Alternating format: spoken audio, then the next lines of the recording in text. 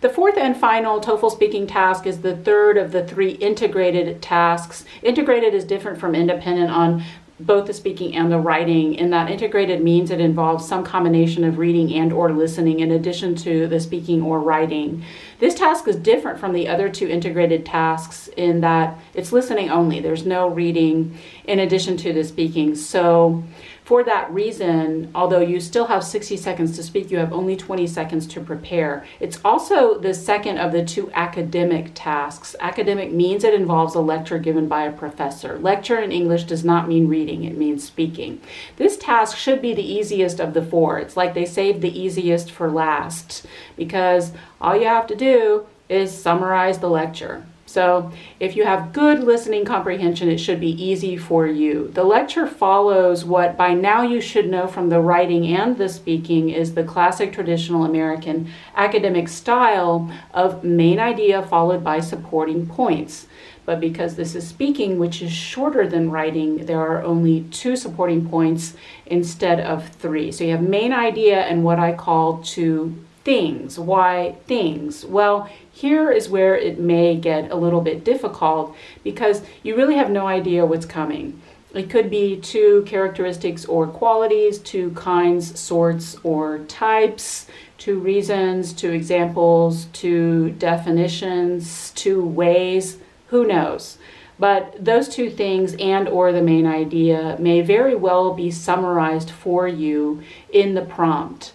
As for the outline for the response for this task, it is the least rigid and the most fluid of all the outlines for the speaking responses. Again, I like to give my clients outlines or structures for their speaking responses because of the time. Because although you may have an excellent level of English, if you speak freely, you risk not doing what the prompt asks you to do. However, if you feel silly following an outline when you speak like a computer or a robot, here is where you really have the most freedom. The outline for this response basically has 4 components. There is an introduction and a conclusion, which will usually be 1 sentence each, as they are in the outlines for the other responses. The introduction is the thesis statement, and a thesis statement always has 2 parts. It's main idea plus supporting points. And unlike on the other tasks, the thesis statement in this outline will probably be direct. You're going to name the main idea and the 2 things. There are 2 reasons, ways, examples, whatever for X, main idea.